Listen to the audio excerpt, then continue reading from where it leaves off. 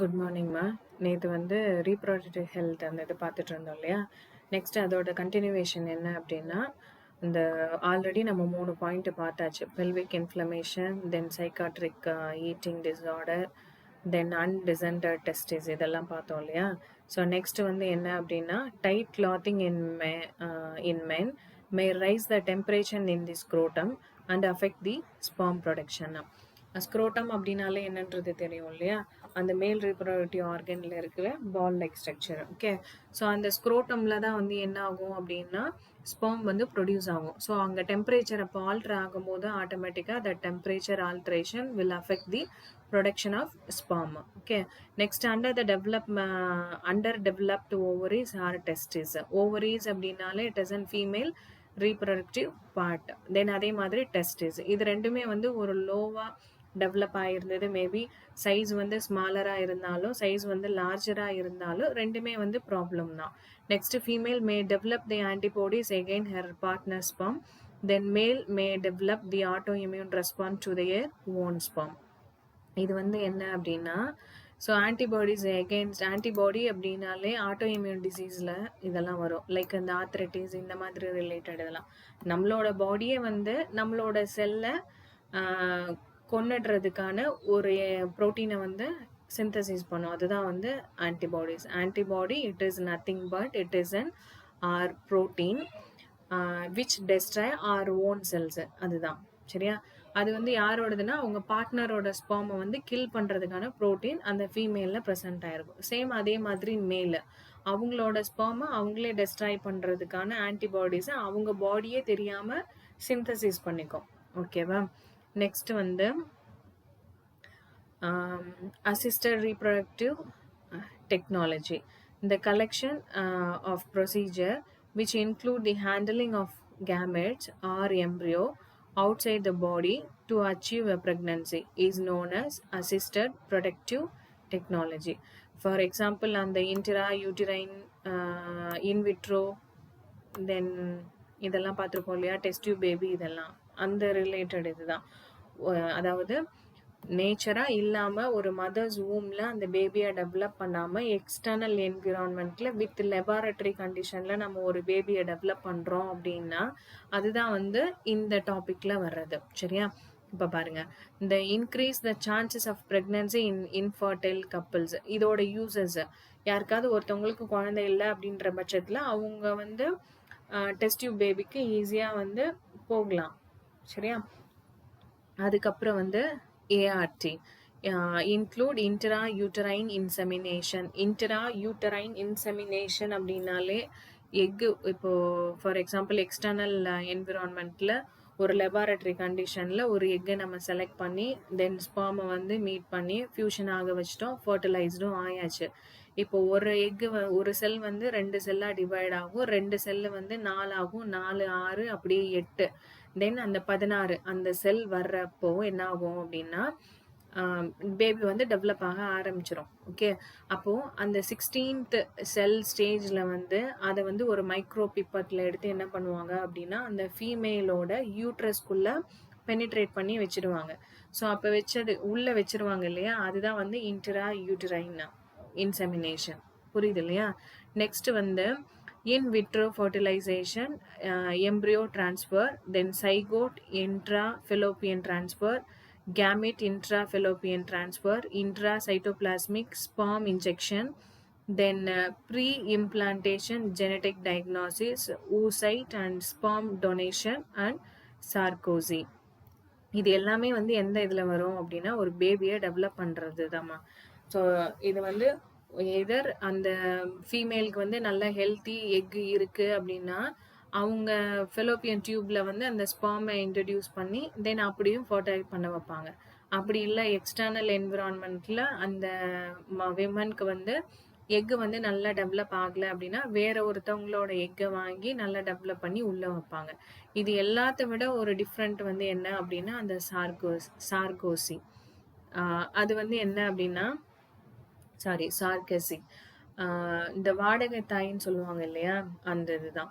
So அவங்களுக்கு வந்து ஸ்பெர்மும் இது பண்ண முடியாது, ஃபியூஸ் பண்ண முடியாது, தென் எக்கும் வந்து அவங்களால ஹோல்ட் பண்ண முடியாது அப்படின்ற பட்சத்தில் என்ன ஆகும் அப்படின்னா அவங்க வந்து இன்னொரு பொண் மூலமா அவங்களோட குழந்தைய வந்து வளர்த்து வாங்கிப்பாங்க. அதாவது வாடகை தாய் அதுதான். ஓகே. நெக்ஸ்ட் வந்து intra uterine insemination. This is a procedure to treat the infertile men with low sperm count. அதாவது எந்த மேலுக்கு ஸ்பெர்மோட கவுண்ட் வந்து கம்மியாக இருக்கோ அதுதான் வந்து எதில் வரும் அப்படின்னா இன்ட்ரா யூட்டரைன் இன்செமினேஷனில். அந்த ஸ்பெர்ம் அந்த மென் கிட்ட இருந்து ஃபர்டைல் ஹெல்த்தி ஸ்பெர்மை வந்து எடுத்து அந்த ஃபீமேலுக்கு வந்து இன்சர்ட் பண்ணுவாங்க. சரியா? இந்த semen is collected either from the husband or from the healthy donor. இது நோட் பண்ணிக்கோங்க. அது எதுக்கு ஹெல்த்தி டோனார் கிட்ட இருந்து வாங்கணும் அப்படின்னா அந்த மென்னுக்கு வந்து இப்போ எந்த ஸ்பெர்முமே வந்து மோட்டைலாக இல்லை. மோட்டைல் அப்படின்னா சீக்கிரமாக மூவ் ஆகலை அப்படின்னா வேற பர்சன் கிட்ட இருந்து sperm வந்து வாங்கலாம். So it is introduced into the uterus through the vagina by the catheter. இதை நோட் பண்ணிக்கோங்க. After stimulating the ovarian to produce more ova, the sperm swim towards the fallopian tube to fertilize the egg, resulting in normal pregnancy. So அந்த sperm வாங்கி எங்க வச்சிருவாங்க அப்படின்னா வெஜைனால வந்து place பண்ணிட்டாங்க அப்படின்னா அந்த வெஜைனால வந்து 72 hours வந்து ஸ்பெர்ம் வந்து அலைவா இருக்கும்னு நம்ம பார்த்தோம் இல்லையா இதுக்கு முன்னாடி உள்ள கிளாஸ்ல.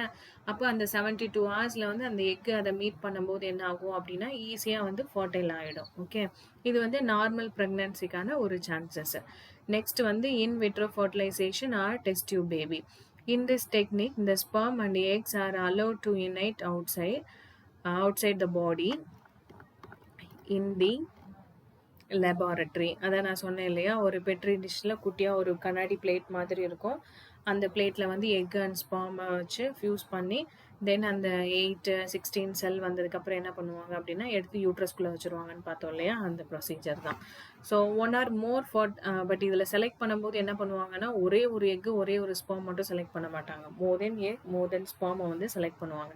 அதில் ஹெல்த்தியாக எது டெவலப் ஆகுதோ அதை எடுத்து வைப்பாங்க. ஏன் அப்படின்னா இந்த மாதிரி ஒரு நேச்சருக்கு எகெயின்ஸ்டா ஒரு வேலை நம்ம பார்க்குறோம் அப்படின்னா அது வந்து டெஸ்ட்ராய் ஆகிறதுக்கான இல்லை அப்படி இல்லைன்னா இன்ஃபெக்ஷன் ஆகிறதுக்கான சான்சஸ் வந்து அதில் வந்து ஜாஸ்தி இருக்கும். ஓகேவா? அதுக்காக தான் மோர் நம்பர் ஆஃப் செல்ஸை வந்து இது பண்ணுவாங்க, எக்ஸ்ட்ராக்ட் பண்ணுவாங்க. The 1 or more fertilized egg may be transferred into the women uterus. அதே மாதிரி பிளேஸ் பண்ணுறது என்ன பண்ணுவாங்க அப்படின்னா 1 or more எக்ஸை வந்து யூட்ரஸ்குள்ளே பிளேஸ் பண்ணுவாங்க. ஏன் அப்படின்னா அதுவும் வந்து மேபி டிகே ஆகி வெளியில் வர்றதுக்கான சான்சஸ் இல்லைன்னா டேமேஜ் ஆகிறதுக்கான சான்சஸ் வந்து இருக்கும். இப்போ ஒரு 5 எக்கு வைக்கிறோம் அப்படின்னா அந்த 5 எக்கும் டெவலப் ஆக போகிறது கிடையாது. ஸோ த்ரூ அந்த ப்ரொசீஜர் அப்போ என்ன ஆகும் அப்படின்னா ஒரு சில எக்கு வந்து டேமேஜ் ஆச்சு அப்படின்னா இன்னொன்று மூலமாக கூட அந்த பேபி வந்து டெவலப் ஆகிறதுக்கான சான்சஸ் வந்து ஜாஸ்தி. Okay. Where they may implant the uterine lining and develop. Excess embryo may be cryopreserved.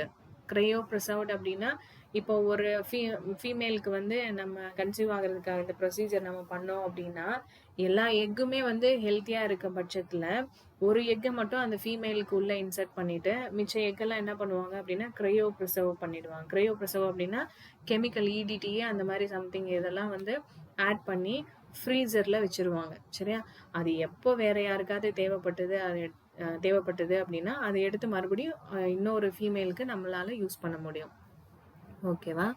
Next வந்து இனிஷியலி இந்த IVF in vitro fertilization was used to treat the women with blocked, damaged or absent fallopian tube. இதை வந்து ஸ்டார்டிங்கில் எதுக்காக use பண்ணாங்க அப்படின்னா ஸ்டார்டிங்னு சொல்ல முடியாது, நிறைய விமனுக்கு ஏதாவது ஃபெலோப்பியன் டியூப்ல வந்து ஒரு பிளாக் இருக்குது இல்லைன்னா ஒரு டேமேஜ் இருக்குது அப்படின்னா அவங்களுக்கு வந்து ஈஸியாக என்ன ஆகாது, ஸ்பெர்ம் வந்து அந்த வெஜைனல் ரீஜியன்லேருந்து உள்ளே போகாது. ஸோ அதனால அவங்களுக்கு வந்து டைரெக்டாக யூட்ரஸ்லேயே நம்ம இந்த எக்கை வந்து ரீப்ளேஸ் பண்ணிடலாம். அந்த ஒரு ரீசனுக்காக இதை வந்து யூஸ் பண்ணுவாங்க இந்த ப்ரொசீஜரை. டுடே இந்த IVF is used to treat many causes of infertility. The basic steps in an IVF treatment cycle are ovarian stimulation, the egg retrieval, fertilization and embryo culture and embryo transfer. என்னென்ன டெக்னிக்கெல்லாம் வந்து use பண்ணுறாங்கன்றது பார்த்துக்கோங்க. Fertilise ஆகிறதுக்கு, தென் மறுபடியும் again culture பண்ணுறதுக்கு, then full அந்த embryo transfer ஒரு laboratory கண்டிஷன்லேருந்து ஒரு ஃபீமேலுக்கோ இல்லைனா இன்னொரு ஃபீமேல்லேருந்து இன்னொரு ஃபீமேலுக்கோ இது ட்ரான்ஸ்ஃபர் பண்ணுறதுக்கு இந்த ஐவிஎஃப் ப்ரொசீஜரை வந்து ஃபாலோ பண்ணுவாங்க. நெக்ஸ்ட் வந்து என்ன அப்படின்னா, egg retrieval is done by the minor surgery under general anaesthesia. Anaesthesia அப்படின்னாலே தெரியும் இல்லையா, அந்த மயக்க மருந்து கொடுத்து பண்ணுறது. Using ultrasound guide after 34 to 37 hours of HCG, human chorionic gonadotropin injection. இந்த இன்ஜெக்ஷன் கொடுத்ததுக்கு அப்புறம் தான் என்ன பண்ணுவாங்க அப்படின்னா அந்த எக்கை வந்து ட்ரான்ஸ்ஃபர் பண்ணுவாங்க. ஓகேவா? So the eggs are prepared and stripped from the surrounding cells. At the same time the sperm preparation is done using special media. At a டைமில் ரெண்டையுமே வந்து ப்ரிப்பேர் பண்ணிவிடுவாங்க. ஓகேவா? அதாவது egg and sperm. After preparing the sperm, the egg are bought together 10,000 to 1 lakh motile sperm.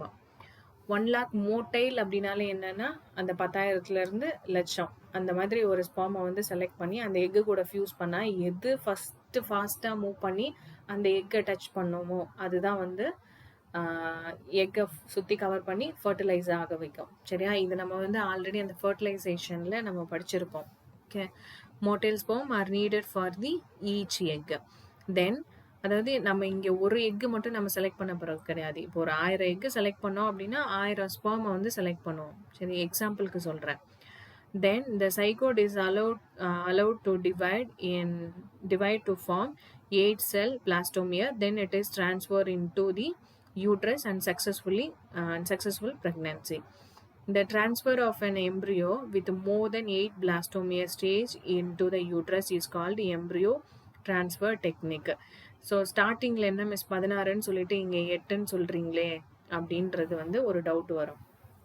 8 பிளாஸ்டோமியருக்கு வந்தால் கூட மோர் தென் 8 நம்பருக்கு மேலே இருக்கும்போது நம்ம அந்த எக்கை ட்ரான்ஸ்ஃபர் பண்ணால் மட்டும்தான் என்ன ஆகும் அப்படின்னா அது வந்து ஒரு ஹெல்த்தி இண்டிவிஜுவலாக எந்த ஒரு டேமேஜும் இல்லாமல் ஃபார்ம் ஆக ஆரம்பிக்கும். சரியா?